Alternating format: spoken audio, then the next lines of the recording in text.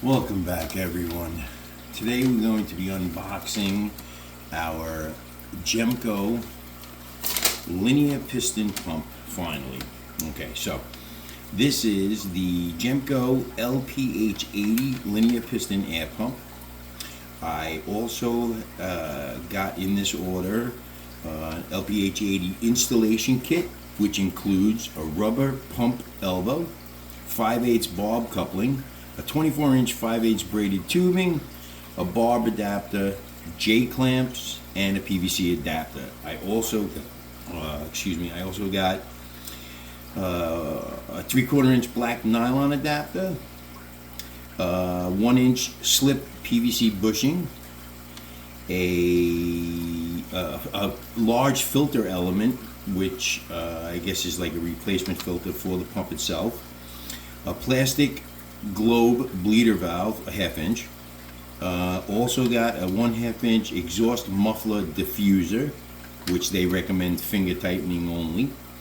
And then I got a pack of, I think it was 25 brass level style plated air valves.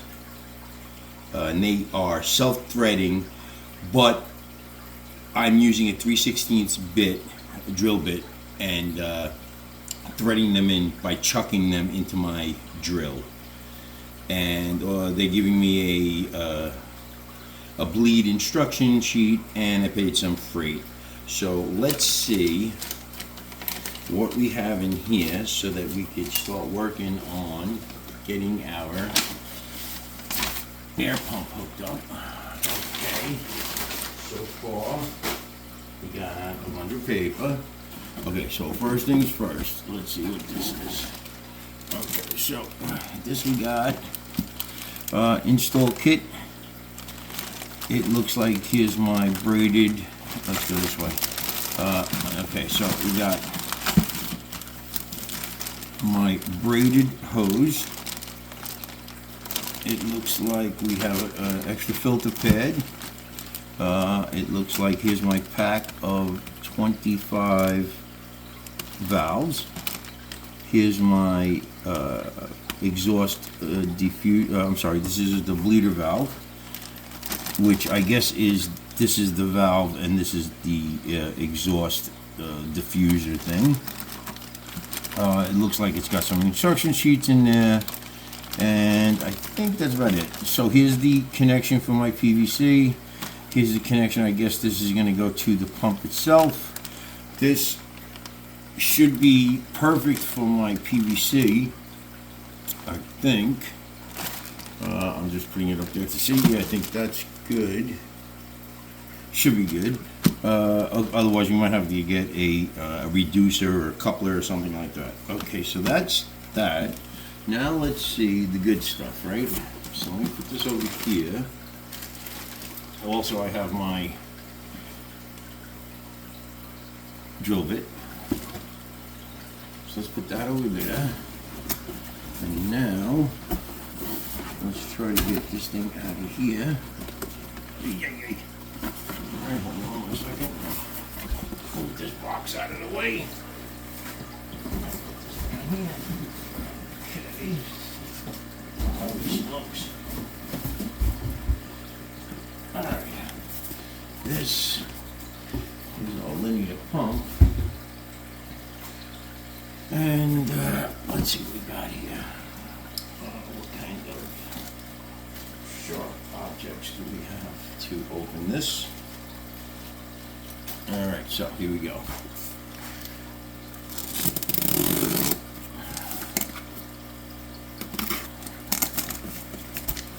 Nice. So far, so good.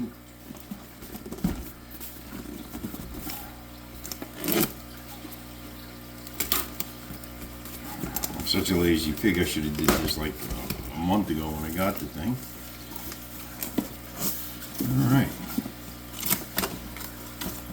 And here is going to be our pump. If I get it out of the box here. What we got here is just some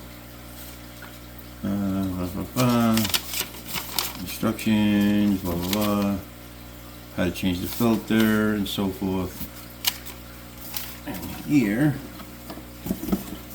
well, hold on one second. Got some.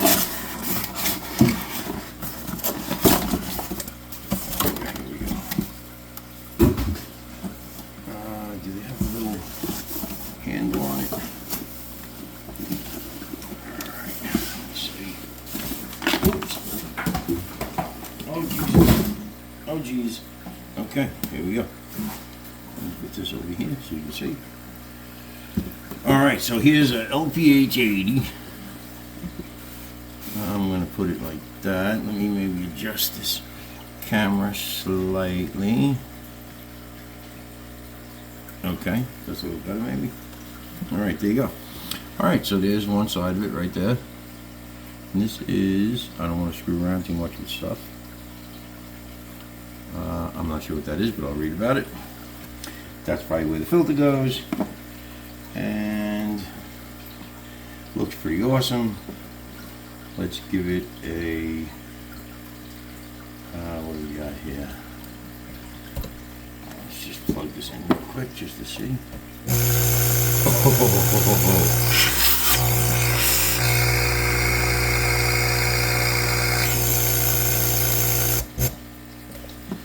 Oh boy, that's a lot of air. Okay, so what I'm going to do is I'm going to clean up some of this stuff. I'm going to get my drill bit ready, and I'm going to put, let me take this guy over here for a minute. Okay, so what we're going to do is we are going to put it right up here.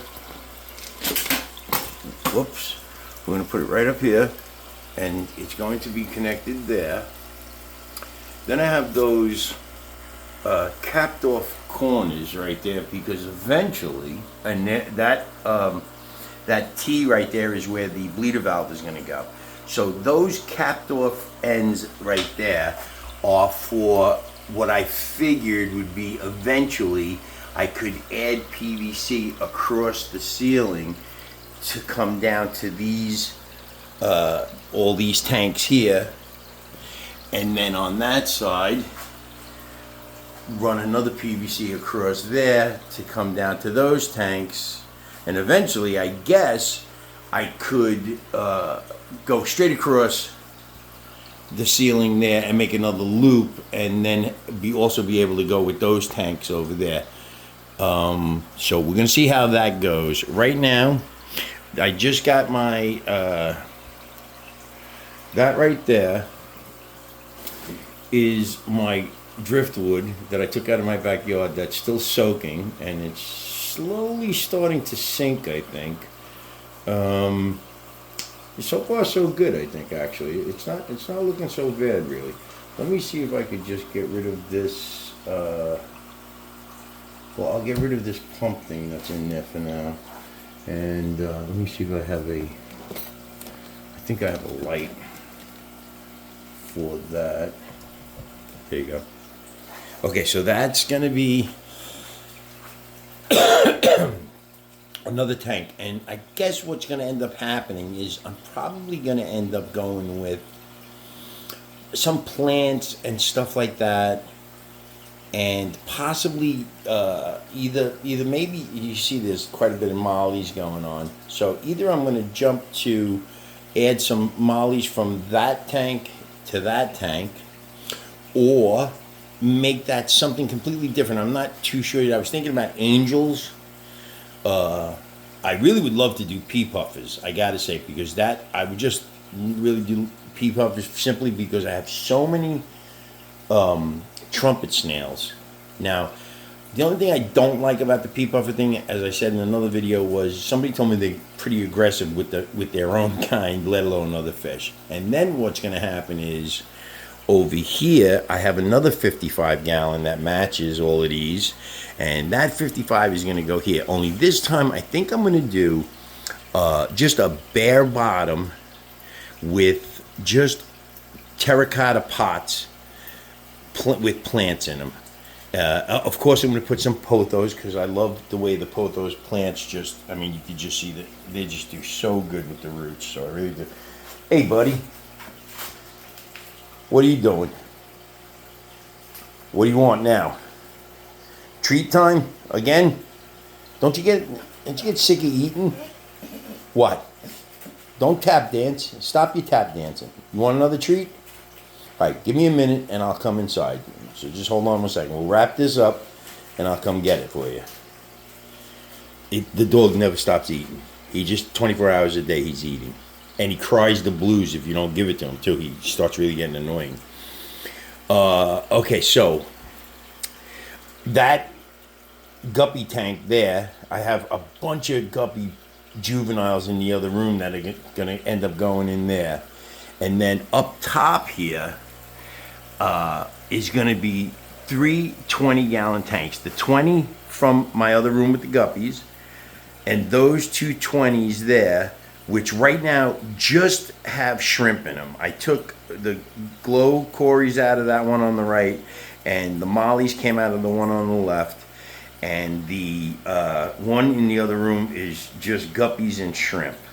So I think what I'm going to do is I'm going to put those 3 guys up here, because I also would like to install just 1 track lighting right above in the middle there, and I haven't gotten a chance to run another circuit breaker for my hi-hats or whatever you want to call those LED wafer guys there, which are really cool because they're the ones that change colors and all of that. So I like those. Those are pretty cool. So that's it for right now. So I'm gonna get to setting up this pump. But I guess I'll take a little video of me setting it up just in case I run into problems, and then everybody could see the problems that I have and possibly, I guess, learn not to do what I'm doing. So that's it for now. If anybody has any suggestions or any questions or comments, just put them on down. I don't mind. If you want to tell me I'm doing stuff wrong, by all means, you can do that too. You can see the trumpet snails, right? They just start taking over. But I tell you what, I do love these ram's horns, guys. Look at, I mean, the size of that guy. He's a big guy. I really like those guys. Even down there, you can see that there are a few big guys down there. At that tank too, I think you could possibly see there's some big guys down there. So I do like ram's horns. The trumpet snails start getting a little crazy, actually. They just take over. But that's why I think I'm going to get some pea puffers and maybe have them do a little smorgasbord. I might actually go with the loaches too, because somebody said the loaches will also eat the snails.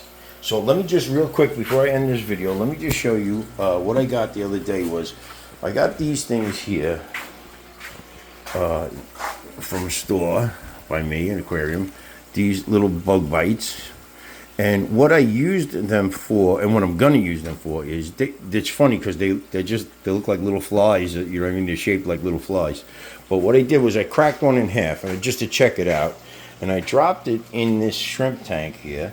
Let me see if I could get the flashlight on it, and you could just see they are absolutely going crazy on that thing.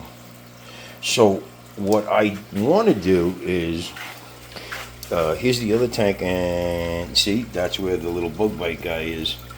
And you can see they're just going nuts in there, right? So you can see there's really a ton of little tiny shrimp guys. See on that white cuttle bone there, the little guys in there? So they're definitely breeding and stuff, which I guess means the tank is doing pretty good.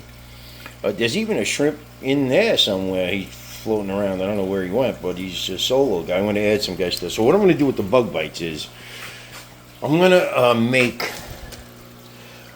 a little shrimp trap out of a plastic bottle.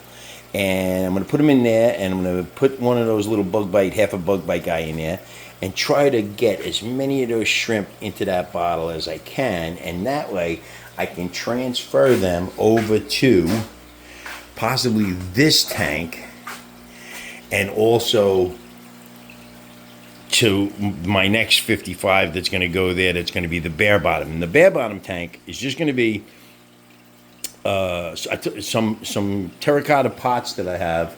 I'll use some aquatic plants I'll put in there and some pothos. But I'm going to leave the bottom bare because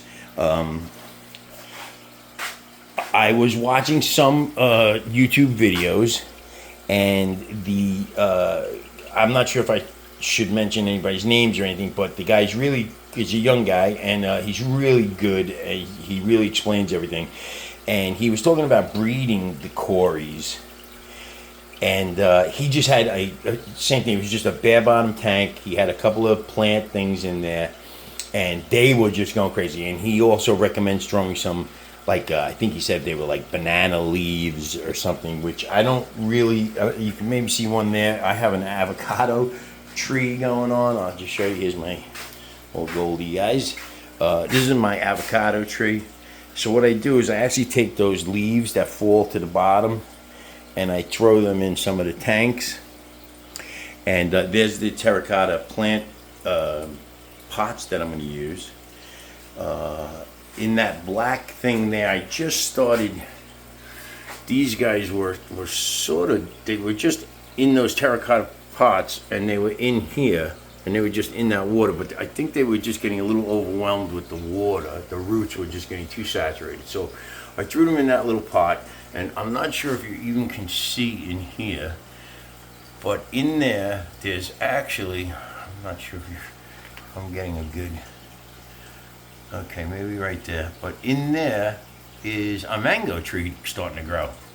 So he's doing real good. And again, all those plants just do really good. I mean, look at that one there. This one is crazy too. I think it started here. And it just went across all here. It dove into this little jar thing there.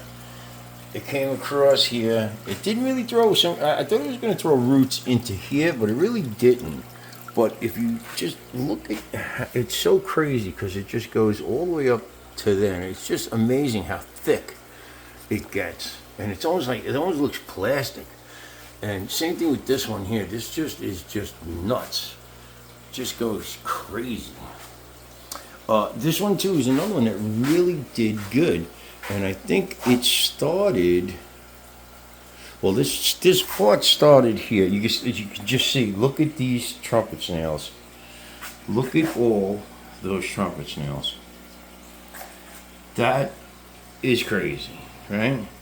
So I think what I'm going to do is I'm just going to pull them all out of there and end up putting them in that tank there, and add some pea puffers and let them just smorgasbord the hell out of it.